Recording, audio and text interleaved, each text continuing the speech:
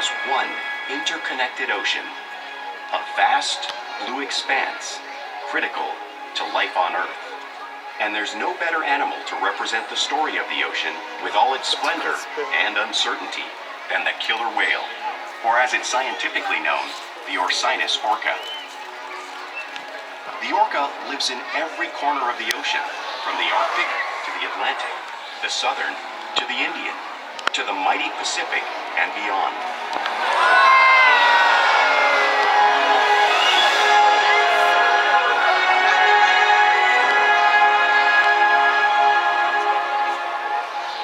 This whale's story is the ocean's story, and it is one we all share.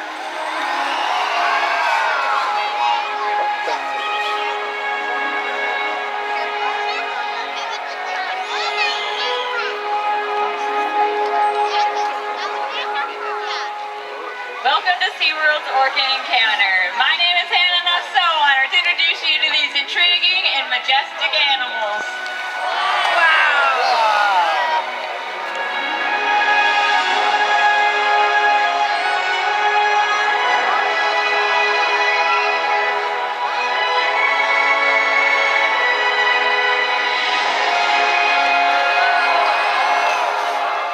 There's nothing like seeing killer whales up close and learning about them and their natural behaviors. We hope this Orca Encounter gives you a better understanding of these incredible animals and all that they represent.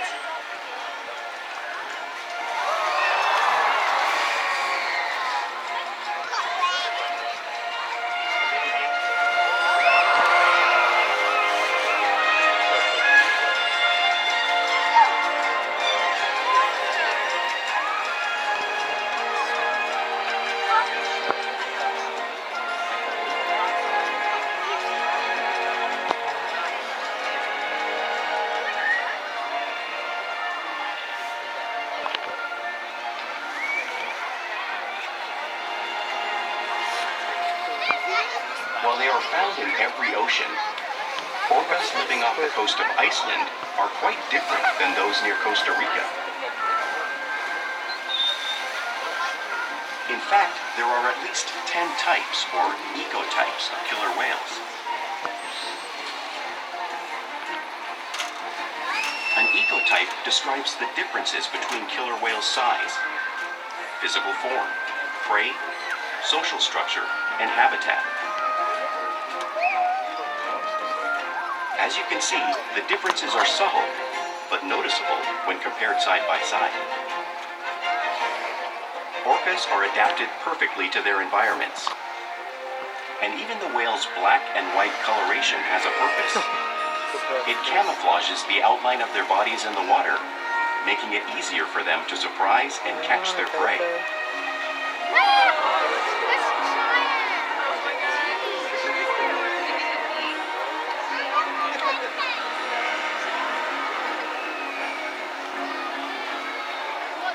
When viewed from above, the black of the whale blends in with the dark depths of the ocean.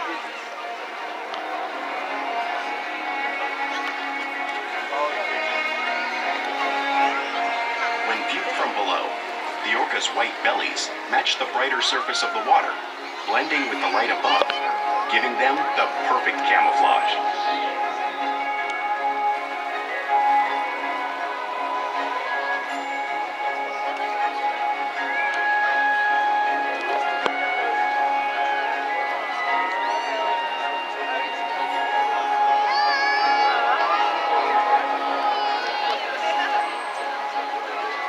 Killer whales truly are a natural wonder, and our whales are going to help to demonstrate to you some of their physical characteristics.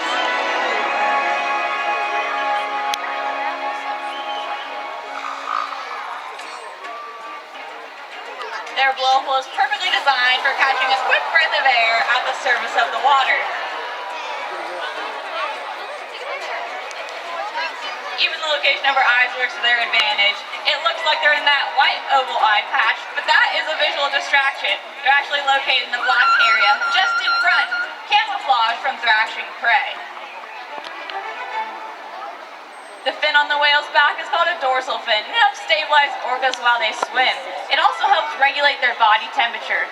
Since there's no bone or muscle structure in this fin at all, sometimes you may see it curve.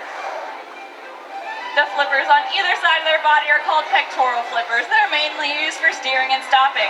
Pectoral flippers have 5 bony digits inside of them, just like the human hand.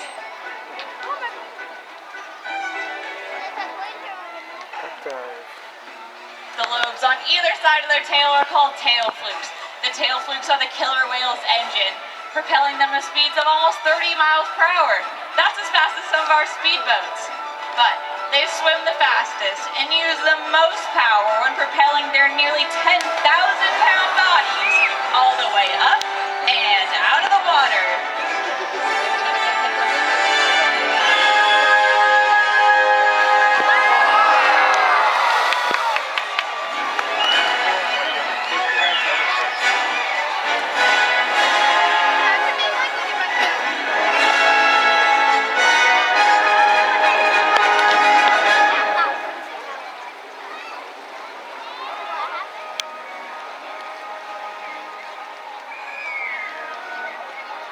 Killer whales are highly social animals with a well-defined social structure. An orca pod is always led by a female. Though just half the size of her male counterpart, she is in charge. It's all about attitude, not size. Because they live and work as a group, orcas need to communicate with sounds and body language. Orcas use clicks for echolocation or navigation.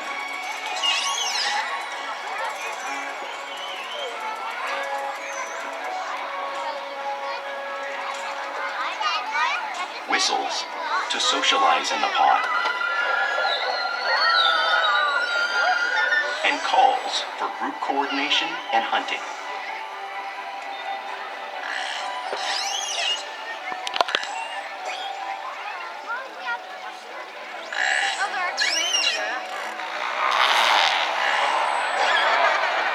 Vocal development studies here at SeaWorld show that early on, calves learn vocalization from their mothers. But as they grow, they learn from others close to them as well. This is a bottlenose dolphin call that Shuka learned and even taught other killer whales here at SeaWorld. In fact, orcas are the largest members of the dolphin family.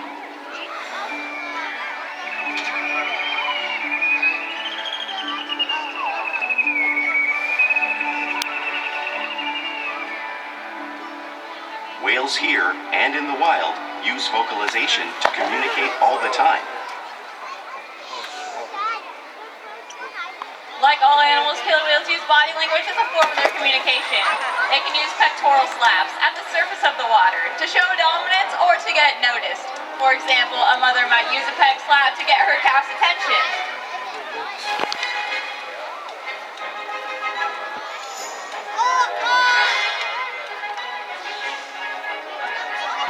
But when they really want to be heard, they breach.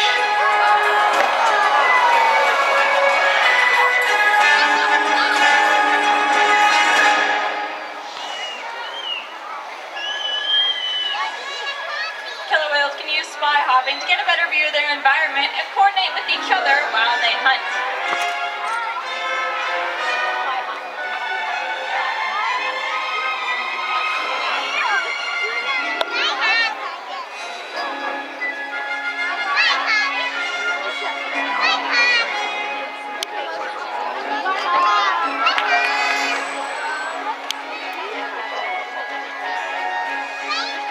Slaps are another form of communication that killer whales can use in the wild.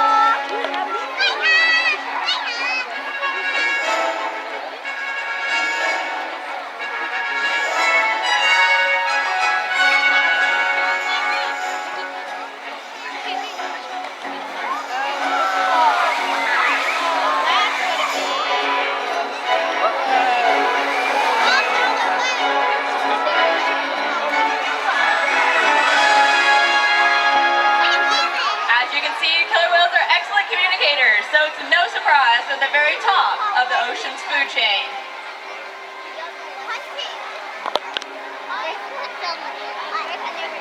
Killer whales work together to rear their young, protect their pod, and most importantly, pursue and catch their prey. Every day they cooperate to survive in the wild oceans of the world.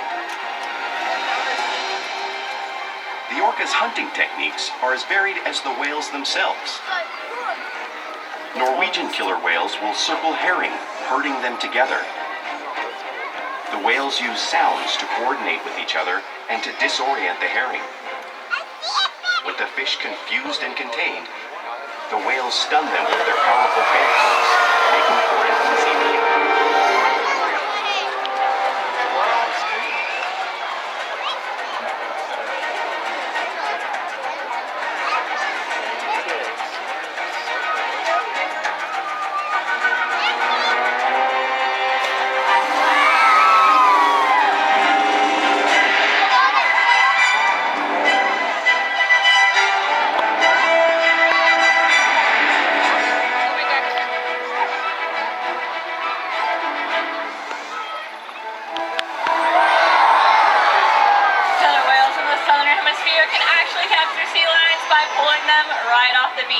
Watch as our whales demonstrate the same behavior right here at the front of the pool.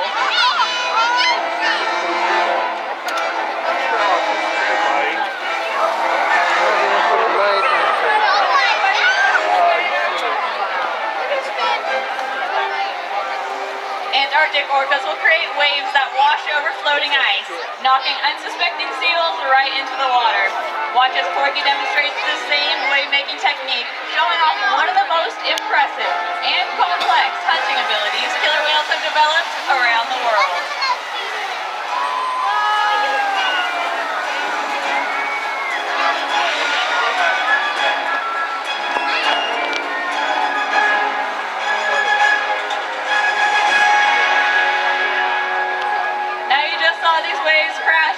But you can't truly imagine the amount of water displaced until you experience it for yourself.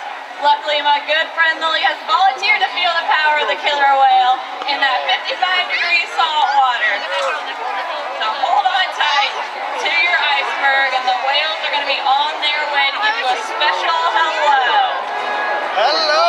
The chilly 55 degrees. Alright, hold on tight, Lily. Who's ready to see her get wet? Oh, I think we do better than that. Who's ready to see it absolutely drenched? Hold on tight. 3, 2, 1. Here goes the wave. Good job. Let's give a big round of applause for our very wet, very cold volunteer.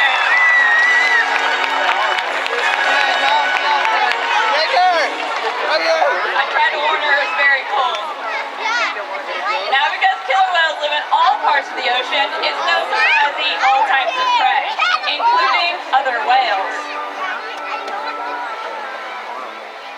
The blue whale on the screen behind me is the largest animal on Earth. In fact, it is 5 times longer and 50 times heavier than a killer whale.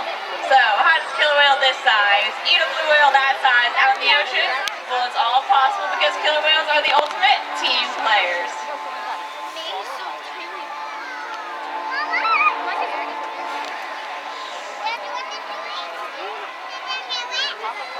In this example, we see the larger male orcas surround a sperm whale, forming a perimeter, while the females continue to drive the whale forward until it reaches exhaustion. The calves then move in to join the adults in the group. Whatever their prey, killer whales always cooperate and hunt together, making them a highly successful predator.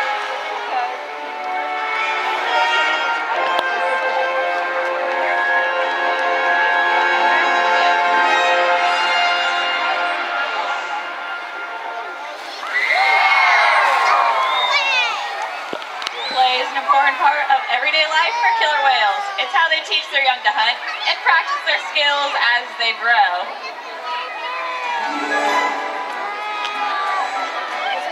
Killer whales are always showing off their playful side, both out in the wild and right here at SeaWorld.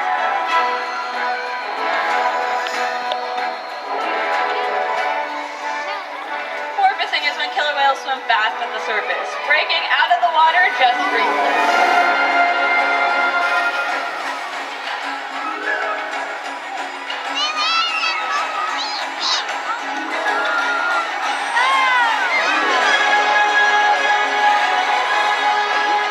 You can see them doing this when catching a ride in the wake of a boat or when surfing in a wave.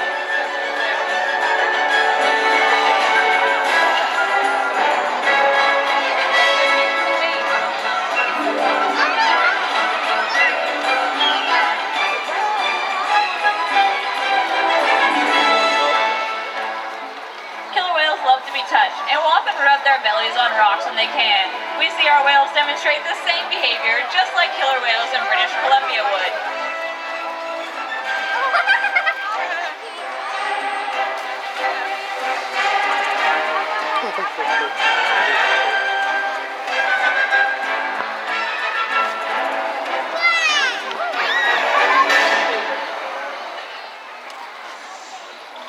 Killer whales in the wild also imitate each other. We see it here at SeaWorld all the time. The whales are constantly mimicking and learning from one another.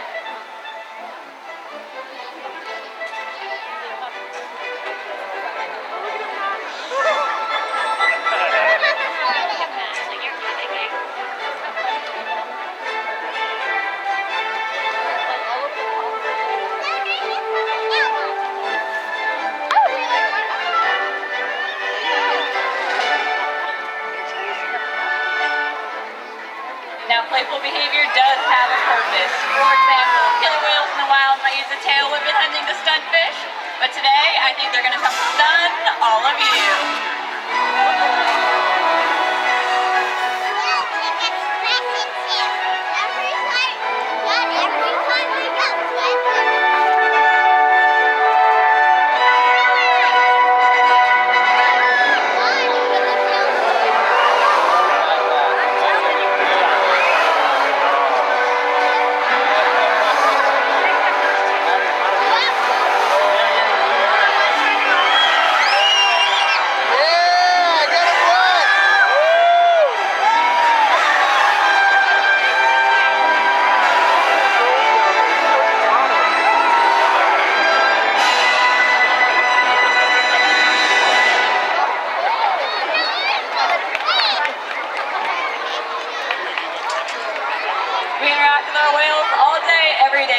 SeaWorld. It helps us build trusted relationships, provide optimal health care, research, and quality of life. All our whales here take an active role in their own health and well-being. For example, they can roll over and present us their tail flukes. This is helpful in getting a voluntary blood sample from the vein that runs along the inside of their tail.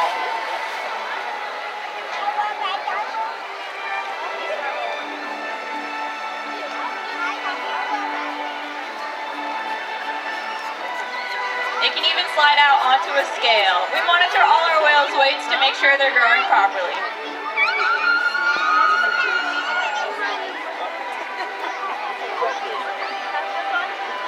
We can also get a breath sample from their blowhole, all because of the trusted relationships we build here at SeaWorld day after day.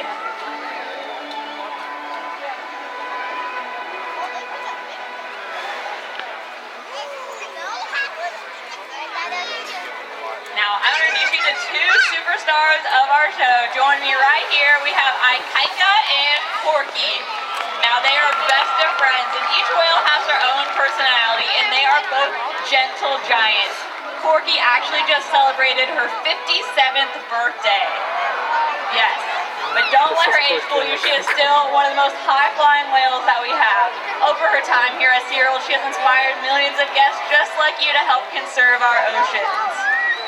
We interact with our whales every day to challenge and stimulate their minds. Diet, exercise, and of course play all help keep our whales in great shape.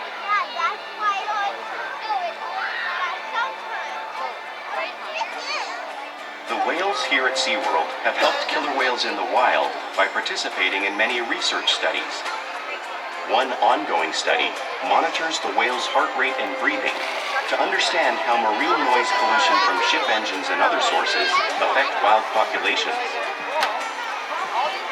In another study, scientists from NOAA, the National Oceanic and Atmospheric Administration, took measurements of the killer whales living here, including pregnant whales. By comparing these measurements with drone footage of killer whales in the wild, scientists are able to monitor the wild population's nutritional and reproductive states.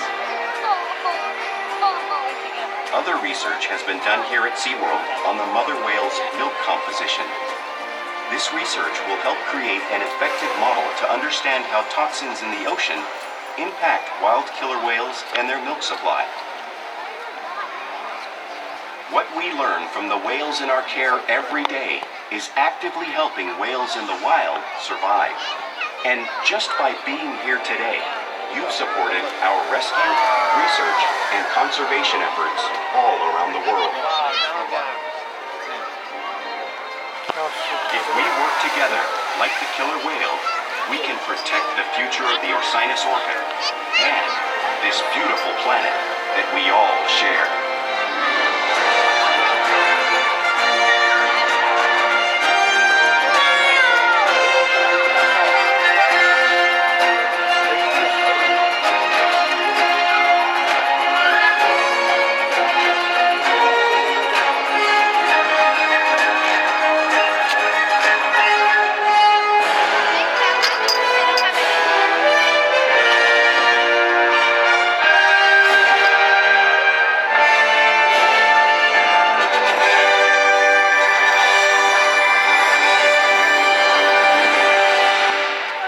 Thank you so much for joining us here at Orca Encounter. We hope